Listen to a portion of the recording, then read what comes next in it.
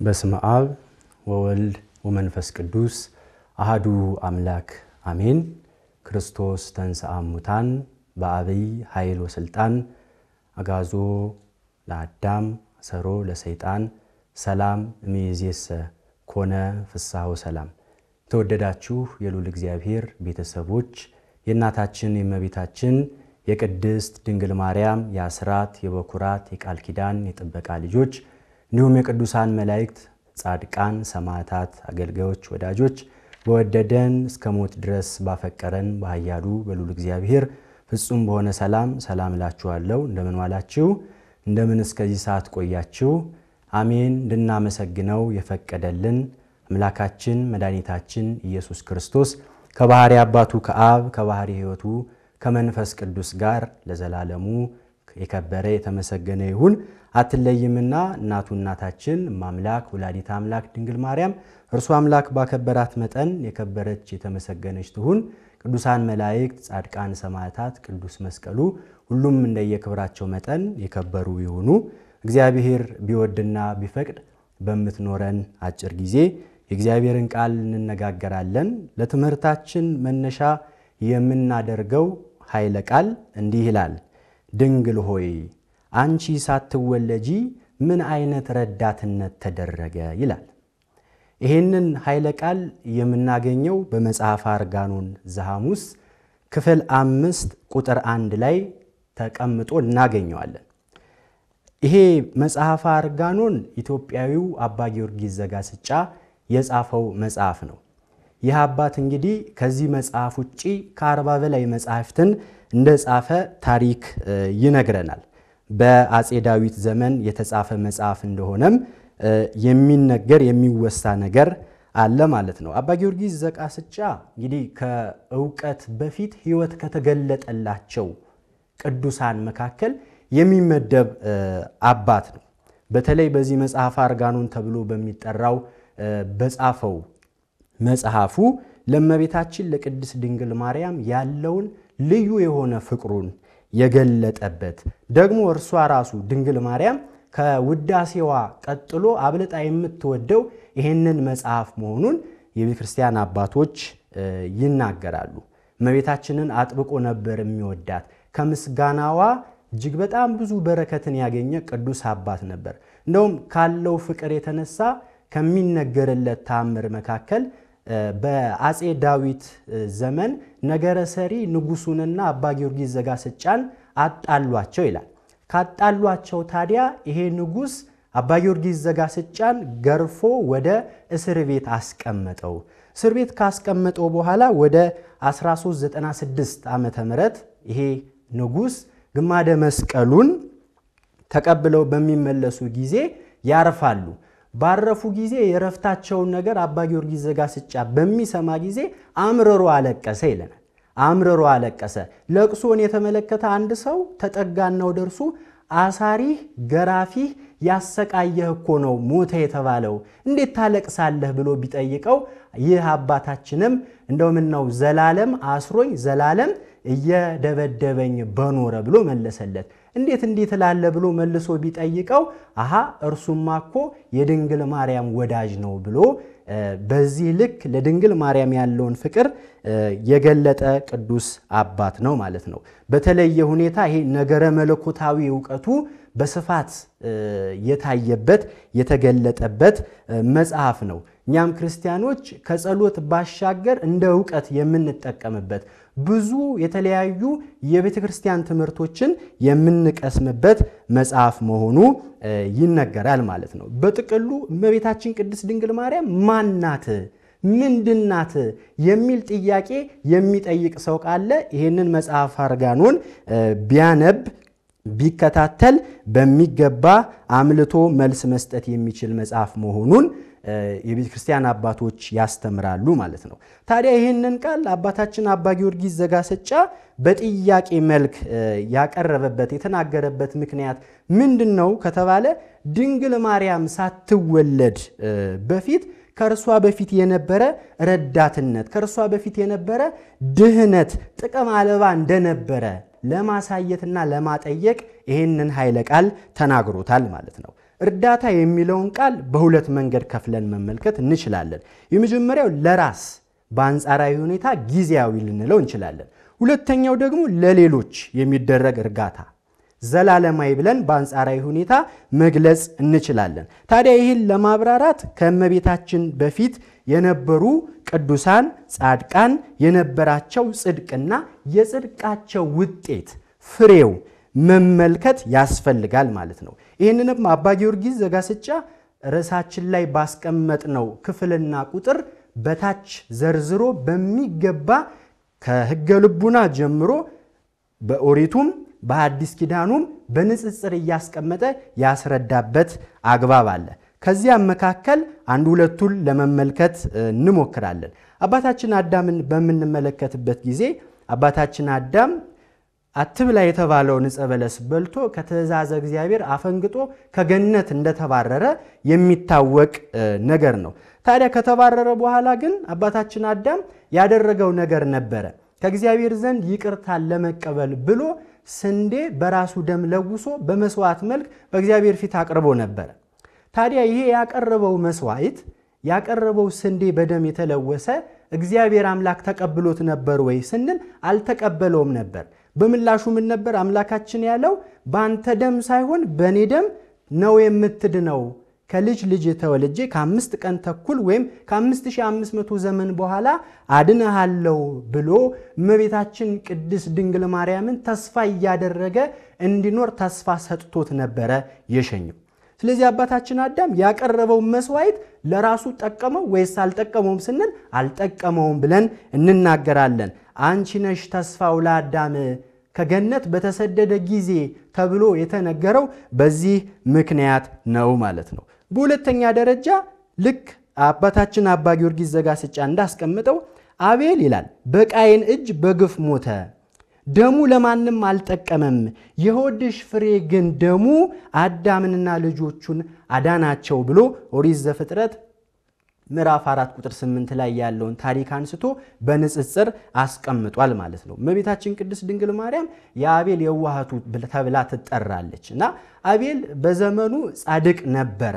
ለእግዚአብሔር አምላክ ያቀረበውን መስዋዕት በምንመለከት ጊዜ እግዚአብሔር አምላክ የወደደው ያሸተተው የተቀበለው የወንድሙ የቃየንን ሳይሆን የአዳምን ልጅ አቤልን መስዋዕቱን ተቀብሎ ነበር ማለት ነው። ስለዚህ ምንም ያክል ጻድቅ ቢሆን ምንም ያክል የዋህ ቢሆን አቤል የፈሰሰው ደሙ ግን ለራሱም አልጠቀመውም፣ ለኛም ለአዳም ልጆችም አልጠቀመም። ነገር ግን ከመቤታችን ከቅድስት ድንግል ማርያም የተገኘ ፍሬ የተባለ ክርስቶስ ግን ደሙ ለዓለም ሁሉ ለአዳም ልጆች ሁሉ እንደጠቀመ አሳይቶናል ማለት ነው። ሌላው ከአዳም ሰባተኛ የሚሆን ሄኖክ እግዚአብሔርን አገለገለው ይላል። ከሞተ በፊት ተሰወረ አልተገኘም፣ እግዚአብሔር ሰውሮታልና። ነገር ግን በጽድቁ ለራሱ ዳነ እንጂ የእርሱን ደግነት ጽድቁም ለሌሎች አልጠቀማቸውም። የድንግልናሽ ቡቃያ ግን በቸርነቱ ሞትን በሥጋ ቀመሰ፣ ሞታንንም አዳናቸው ብሎ አስቀምጦ ተናግሯል ማለት ነው። ስለዚህ አባታችን አዳም ሰባተኛ ትውልድ የሆነው ሄኖክ እግዚአብሔር አምላክ በፈቀደለት መንገድ ተንቀሳቅሶ አካሄዱን ከእግዚአብሔር ጋር አድርጎ ሞተ ሥጋን ሳይቀምስ በብሔረ ሕያዋን የሚኖር ቅዱስ አባት ነው። ታዲያ ወደዚህ አይነት ክብርና ጸጋ ሊያገኝ የቻለው ኖህ በነበረው ጽድቅ ነው። ነገር ግን በነበረው ጽድቁ ራሱን ብቻ ጠቀመው እንጂ ለሌላው የአዳም ልጆች ግን የጠቀመ አልነበረም። በአንጻሩ ደግሞ ስንመለከት የድንግልናሽ ቡቃያ ብሎ ክርስቶስን ገለጠና እርሱ ግን በቸርነቱ ሞትን በስልጣኑ በኃይሉ በፈቃዱ ሞትን ቀመሰ። ሞትን በመቅመሱ ደግሞ የሞት ሞት የተፈረደበትን አዳምንና ልጆቹን ምን አደረጋቸው ይለናል? አዳናቸው ብሎ በንጽጽር መልክ አስቀምጦልናል ማለት ነው። ሌላው የምንመለከተው ኖህ ነው። ኖህ እንግዲህ በእግዚአብሔር ፊት ባለሟልነትን ያገኘ ከሚስቱና ከልጆቹም ጋር ደግሞ ከጥፋት ውሃ የዳነ ቅዱስ አባት ነበረ። ነገር ግን እርሱ ጽድቅ የሰራ ቅዱስ አባት ቢሆንም ሊያድን የቻለው ሊታደግ የቻለው ራሱንና ሚስቱን ልጆቹን ብቻ ነበረ። ቀሪውን በምድር ላይ የነበረውን ሕዝብ ግን ማዳን አልቻለም ብሎ ኦሪት ዘፍጥረት ምዕራፍ 7 ላይ ያለውን ታሪክ አነሳና በአንጻሩ ግን ልጅሽ ግን አለ በመስቀሉ ሕዝብንና አሕዛብን አዳነ አለ። ክርስቶስ ቢሰቀል፣ ክርስቶስ ደሙን ቢያፈስ፣ ክርስቶስ ስጋውን ቢቆርስ ለሕዝብም ለአሕዛብም በጥቅሉ ለዓለም ድህነት መሰጠቱን መስዋዕትነት ቤዛነት መክፈሉን በንጽጽር አስቀምጦታል ማለት ነው። ስለዚህ ከነዚህ ንጽጽሮች የምንረዳው ዘላለማዊ ረዳትነት ዘላለማዊ ድህነት በተስፋ ይጠበቅ እንደነበረ ነው። ለዛ ነው በትንቢተ ኢሳይያስ ላይ ምዕራፍ 64 ላይ እንደምንመለከተው ቁጥር 6 ላይ የረከስን ሆንን ጽድቃችንም እንደ መርገም ጨርቅ ተቆጠረ እንደ ቅጠልም ረገፍን ብለው የተናገሩት ነቢያት በዘመናቸው ያለቅሱበት ይለምኑበት የነበረውን ሁኔታ እንዲህ ባለ መልኩ ተቀምጦ እናገኘዋለን። አቤቱ ኃይልህን ላክ እጅህንም ስደድልን እያሉ ድህነትን ዘላለማዊ ረዳትነትን ይጠብቁ በተስፋም ይጠይቁ እንደነበረ የምንረዳው ነገር ነበረ ማለት ነው። በዚያ ዘመን እንግዲህ ማንኛውም ጻድቃን የተባለ ቅዱስ በሕይወተ ሥጋ ከተነጠቀ በኋላ የሚገባው በሲኦል ነበረ። ክርስቶስ ከመወለዱ በፊት አስቀድሞ ማለት ነው። ነገር ግን ቅዱሳን ጻድቃን ሆነው በሲኦል ቢገቡም ግን በሲኦል ያለ እሳት ግን እነርሱን አይነካቸውም ነበር። እግዚአብሔር አምላክ በቸርነቱ ይጠብቃቸው ነበር። ለዚህም ማሳያ የምንጠቀመው በሉቃስ ወንጌል ምዕራፍ 18 ትርጓሜ ላይ እንደተቀመጠው የአባታችን የአብርሃምን ታሪክ በምናነብበት ጊዜ አብርሃም በሲኦል ተቀምጦ ነበር። ያህ ባለጸጋ አብርሃም አባት ወይ ማረኝ እያለ ሲማጸነው የነበረው ማለት ነው። ያ ባለጸጋ በሲኦል እሳት ውስጥ ነበረ። አብርሃም ጻድቁም በሲኦል ነገር ግን እሳት ሳይነካው ተቀምጦ እንደነበረ መጽሐፍ ቅዱስ ያስረዳናል ማለት ነው። በጥቅሉ የእመቤታችን የቅድስት ድንግል ማርያምን መወለዷን ስናስብ ይህ ሁሉ ድካም ይህ ሁሉ የድህነት ምንጭ የሆነች እመቤታችን ቅድስት ድንግል ማርያም እንደምትጠበቅ በእርግጥ መረዳት እንችላለን ማለት ነው። ይህንንም ደግሞ ያሳይ ዘንድ እግዚአብሔር አምላክ ባወቀ ፈቅዶ ያከናወናቸው ነገሮች አሉ። የመጀመሪያው ልናነሳ የምንችለው ምንድነው ከተባለ ሐናና ኢያቄም የእመቤታችን የቅድስት ድንግል ማርያም እናትና አባት ስንመለከት ታሪካቸውን ጻድቃን ነበሩ። እግዚአብሔር ባስቀመጣላቸው ሕግና ሥርዓት ተገዝተው የሚኖሩ ቅዱሳን ነበሩ። ነገር ግን ጻድቃን ሆነው ቅዱሳን ሆነው መካን ግን ነበሩ። መካን ነበሩ። ይሄንንስ ለምን አደረገባቸው? ጻድቃን ሆነው ሳለ እግዚአብሔር አምላክ ለምን መካን አደረጋቸው ቢባል በዚህ በማቴዎስ ወንጌል ምዕራፍ 8 ቁጥር 23 ላይ ትርጓሜውን በምንመለከትበት ወቅት እነዚህ ጻድቃን የተባሉ የእግዚአብሔር ሰዎች ለምን መከራ ይደርስባቸዋል የሚለውን ሲያብራራ ትርጓሜው ምን ይላል? አብይ ጸጋ ስለሚበልጠው ጸጋ ምን ሊያደርጋቸው ሲያዘጋጃቸው መከራን ይሰጣቸዋል ተብሎ የተተረጎመልን ትርጓሜ እናገኛለን ማለት ነው። ስለዚህ እነዚህ ሐናና ኢያቄም ምንም ያክል ጻድቃን ቢሆኑ ግን መካንነትን ግን እግዚአብሔር አምላክ ሰጥቷቸው ነበረ። ለምን ሰጣቸው ይላል? ለበለጠው ጸጋ ሲያዘጋጃቸው ነው። የበለጠ ጸጋ የተባለች እመቤታችን ቅድስት ድንግል ማርያም እንደሆነች መረዳት እንችላለን ማለት ነው። ቀድሞ ወጣት እያሉ እንደው እንዲወልዱ እድል ሰጥቷቸው ቢሆን ኖሮስ እመቤታችን ቅድስት ድንግል ማርያም ትወለድ ነበር? አትወለድም ነበረ ማለት ነው። ነገር ግን ጊዜውን ጠብቆ እነርሱ በለቅሶ ልጅ ቢጠይቁት እርሱ ቅዱስ እግዚአብሔር ግን ሰማይ ሰጥቷቸዋል። ሰማይ የምትባል እመቤታችን ቅድስት ድንግል ማርያም ነች። በሰማይ ፀሐይ እንደምትገኝ ሰማይ የተባለች ቅድስት ድንግል ማርያም ደግሞ ፀሐይ ጽድቅ ተብሎ የሚጠራውን ክርስቶስ እንዳስገኘች ምሳሌ ሆኖ ትምህርት ይሰጥበታል ማለት ነው። እንግዲህ እናታችን ሐና እንዲሁም ደግሞ አባታችን ኢያቄም መካን ስለነበሩ በብዙ እግዚአብሔር አምላክን በለቅሶ ይለምኑት ነበረ እና ቤተክርስቲያናችን እንደምታስተምረው የነርሱ ለቅሶ ይላል አባታችን አዳምና ሔዋን እንዲሁም ደግሞ ልጆቹ 5500 ዘመን ያክል ሲያለቅሱት ለነበረው ለቅሶ ምሳሌ ነው ብሎ ቤተክርስቲያን አባቶቻችን ያስተምሩታል ማለት ነው። የነርሱ መካንነት ደግሞ ዓለም መካን እንደነበረች ማሳያና ምሳሌ እንደሆነ የሚነገርበት አግባብ አለ። ይሄ የመጀመሪያው ነው። ሁለተኛውን ደግሞ ሐናና ኢያቄም መካን ከመሆናቸው የተነሳ በቤተ መቅደስ ተገኝተው መስዋዕትን ቢያቀርቡ መስዋዕታቸውን ግን አይቀበሏቸውም ነበር። ለምን ከተባለ መካን ስለነበሩ ማለት ነው። መካን ነበሩና መስዋዕታቸው ተቀባይነት አልነበረውም በዘመኑ።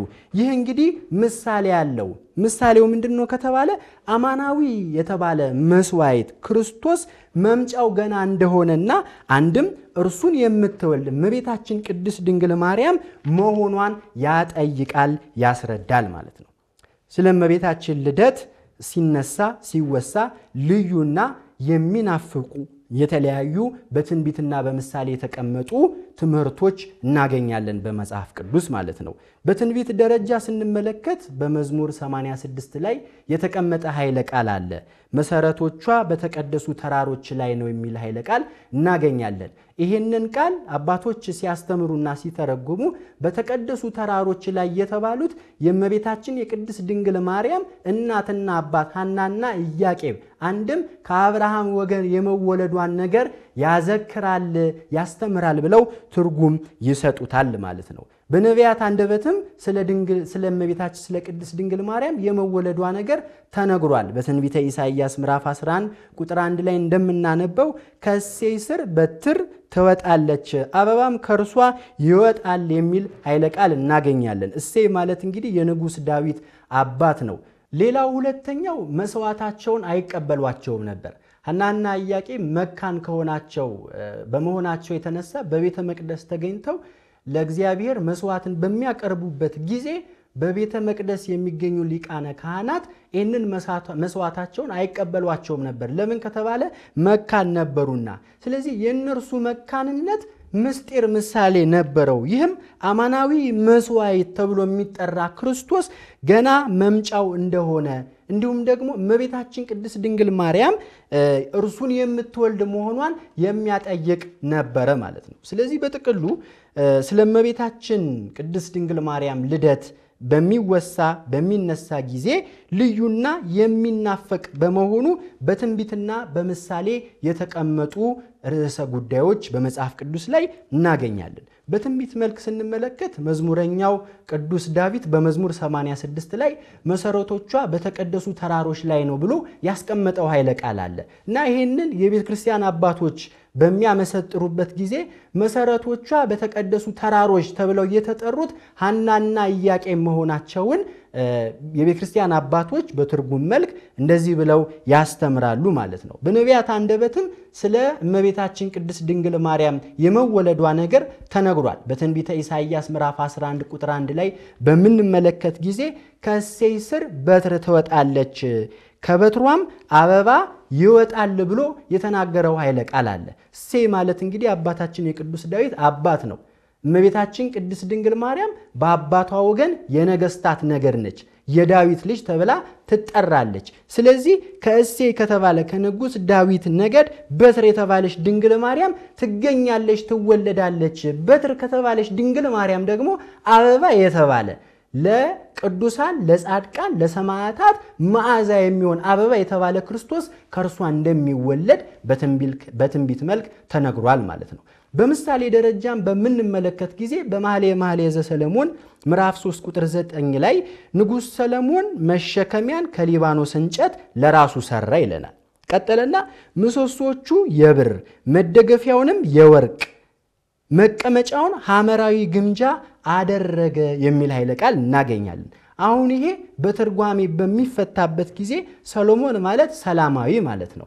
ሰለሞን ማለት ሰላማዊ ነው። ሰላማዊ ደግሞ ክርስቶስ ነው። ስለዚህ በንጉሥ ሰለሞን ማን ይመሰላል? ክርስቶስ ይመሰላል ማለት ነው። ሰለሞን መሸከሚያን ከሊባኖስ እንጨት ለራሱ ሰራ ማለት ደግሞ መሸከሚያ ያለው የንጉሥ ሰለሞንን ዙፋኑን ነው። ስለዚህ ንጉሱ በጌታችን በመድኃኒታችን በኢየሱስ ክርስቶስ የተመሰለ ሰለሞን ለራሱ ዙፋን እንደሰራ አምላካችን መድኃኒታችን ኢየሱስ ክርስቶስ ደግሞ ዙፋን የተባለችውን ቅድስት ድንግል ማርያም የመምረጡን ነገር ያስረዳናል ማለት ነው። ከሊባኖስ ዛፎች ማለት ደግሞ ሐናና ኢያቄም እነርሱ እመቤታችን ቅድስት ድንግል ማርያምን መውለዳቸውን ያሳየናል ማለት ነው። ምሰሶቹ የብር መደገፊያውም የወርቅ መቀመጫውም ሐመራዊ ግምጃ ማለት ደግሞ በጥቅሉ የዘር ግንዷ የእመቤታችን ቅድስት ድንግል ማርያም ንጹሕ መሆኑን ያስረዳናል ማለት ነው። በዚህ መልኩ በትንቢትና በምሳሌ የተነገረላት የተወደሰች እመቤታችን ቅድስት ድንግል ማርያም በነሐሴ 7 ተጸነሰች ማለት ነው። ጽንሰቷን በምንመለከት ጊዜ አባቶቻችን እንደሚያስተምሩት በፍትወት ሳይሆን በሕግ በሩካቤ እንደነበረ አባታችን አባ ሕርያቆስ ገልጦ ተናግሮታል ማለት ነው። ታዲያ እመቤታችን ቅድስት ድንግል ማርያም የሚደንቀው ነገር በተጸነሰች ጊዜ በእናቷ ሆድ ውስጥ ሆና እጅግ ብዙ ተአምራትን ታደርግ ነበረ። ካደረገቻቸው ተአምራት መካከል ደግሞ በመጽሐፍ ተቀምጦ የምናገኘው የአርሳባንን ልጅ ዓይን አብርታለች። ሳሚናስ ወልደ ጦሊቅ የሚባለውን የሞተውን ያንን ሰው ከሞትም አስነስታለች። እንዲህ ያሉ ድንቅና ጽሑፍ የሚያስብሉ ተአምራቶችን በማድረጓ የተነሳ ነበር በወቅቱ የነበሩ እነዚህ አይሁዳውያን ይሄ ልጅ ገና በእናቱ ማህፀን ሳለ እንዲህ ያለውን ተአምር ካደረገማ ኋላ የተወለደ ጊዜ እኛንማ ያጠፋናል ብለው ምክር መክረው ሊያጠፏት ተነሱ። አንድም ይሉታልና አስቀድመው ከነዚህ ከዘራ ሐረግ የተገኙ ዳዊትና ሰሎሞን 40 ዘመን ገዝተዋቸው ነበርና ኋላ አሁንም የሚወለደው ልጅ ለብዙ ዘመን ይገዛናል፣ ይረግጠናል፣ ያሰቃየናል ብለው ፈርተው አስቀድመን ገና በእናቱ ማህፀን ሳለ እናጥፋው ብለው በክፉ ምክር ተነስተው ሊያጠፏቸው ሞክረው ነበር። ነገር ግን መልአኩ ቅዱስ ገብርኤል ለኢያቄም በራእይ ተገልጦለት ሐናን ይዞ ሊባኖስ ወደ ተባለ ተራራ እንዲሸሽ ነግሮት ነበረ ማለት ነው። እንግዲህ እመቤታችን ቅድስት ድንግል ማርያም በዚህ ሊባኖስ በተባለ ተራራ ግንቦት 1 ተወለደች ማለት ነው። በመኃልየ ዘሰሎሞን ምዕራፍ 4 ቁጥር 8 ላይ የተነገረው ትንቢት ተፈጸመ። ንኢ እምሊባኖስ መራይት ንኢ እምሊባኖስ ሙሽራዬ ሆይ ከሊባኖስ ወደኔ ነይ ከአማና ራስ ከሳሄር ከኤርሞን ራስ ከአናብስቱ መኖሪያ ከነብሮችም ተራራ ተመልከቺ ብሎ ጠቢው ሰሎሞን የተናገረው ትንቢት ተፈጸመ ማለት ነው። ተፈጸመ ማለት ነው። እመቤታችን ቅድስት ድንግል ማርያም ግንቦት 1 ተወልዳለች። ግንቦት 1 ተወልዳለች። በቤቷ መወለድ ሲገባት ለምን በተራራ ላይ ተወለደች ቢሉ ይላሉ አስቀድመን በአይሁድ ክፋት ወደ ሊባኖስ ተራራ እንድትወጣ መልአኩ ተናግሯል። ይሄ የመጀመሪያው ምክንያት ነው። ሁለተኛ ላይ የምናስቀምጠው ደግሞ ተራራን ከተመለከትን ከፍ ያለ ቦታ ነው። የእመቤታችን የቅድስት ድንግል ማርያም ክብር ንጽህናዋ ከፍጥረት ሁሉ ከፍ ማለቱን ያጠይቃል ማለት ነው። ቤት የግል ነው። ተራራ ግን የግል ወይም የግል ሳይሆን የዓለም የሁሉ ነው። ስለዚህ እመቤታችን ቅድስት ድንግል ማርያም ደግሞ ለዓለም እናት ሆና ለሁሉም እናት ሆና መሰጠቷን ያሳያል ማለት ነው። እናትና አባቷ እግዚአብሔር አምላክን ልጅ ጠየቁት። እርሷም እመቤታችን ቅድስት ድንግል ማርያም ለእነርሱ ልጅም እናትም ሆናቸዋለች ማለት ነው። የሚደንቀው ነገር ዓለም እናት አልነበራትም። እመቤታችን ቅድስት ድንግል ማርያም ከመወለዷ በፊት ማለት ነው። የመጀመሪያዋ እናት ሔዋንን ብንመለከት ሔዋን የሕይወት ወይም የዓለም እናት መሆን አልቻለችም ነበር። ከትእዛዘ እግዚአብሔር አፈንግጣ ወጥታ ስለነበር ማለት ነው። ስለዚህ ዓለም እናት ያስፈልጋት ነበረ።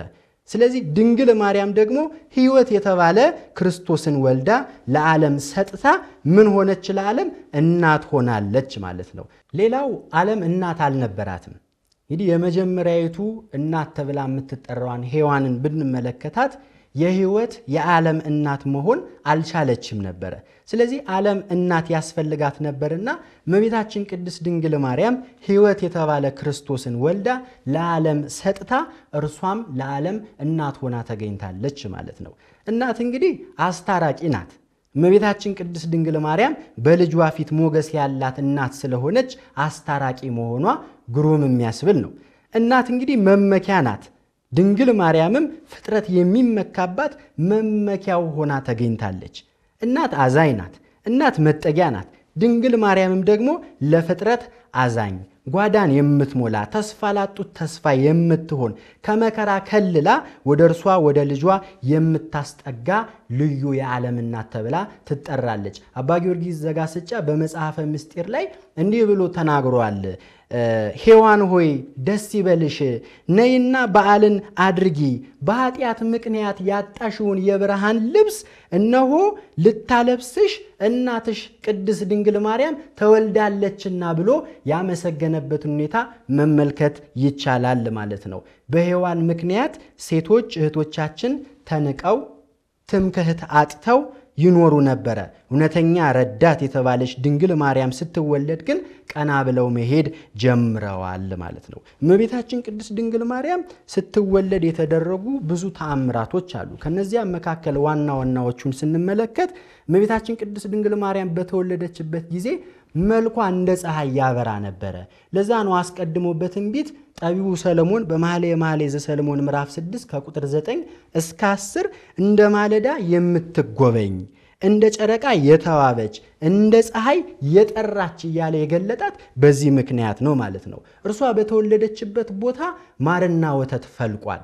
ድንጋዩ ተራራው ህብስት እንጀራ ሆኗል። ቅዱሳን መላእክት ከሰማይ ወርደው በዝማሬ በይባቤ እግዚአብሔር አምላክን እርሷንም አመስግነዋል ማለት ነው። ከዚያ ውጪ በልዩነት ሰይጣን ከቀድሞ ይልቅ እጅጉኑ የተጨነቀበት ጊዜና ሰዓት ነበረ። ይህንን አባ ጊዮርጊስ ዘጋስጫ ምን ብሎ አስረድቷል? ሰይጣን ያንቺን የምስጋና ወሬ ሲሰማ በብስጭት ጥርሱን ያፋጫል። የምስጋናሽ ወሬ በእርሱ ዘንድ መራጃ ነውና ራሱን ይቆርጠዋል። ከስም አጠራርሽ የተነሳ መብረቅ በኃይል ሲጮህ እንደሰማ ሁሉ ይደነግጣል። አንቺ ከተወለድሽ ጀምሮ ፈጽሞ ረፍት አላገኘም። ባንቺ ታመመ፣ በልጅሽም መስቀል ስቃይ ያገኘው።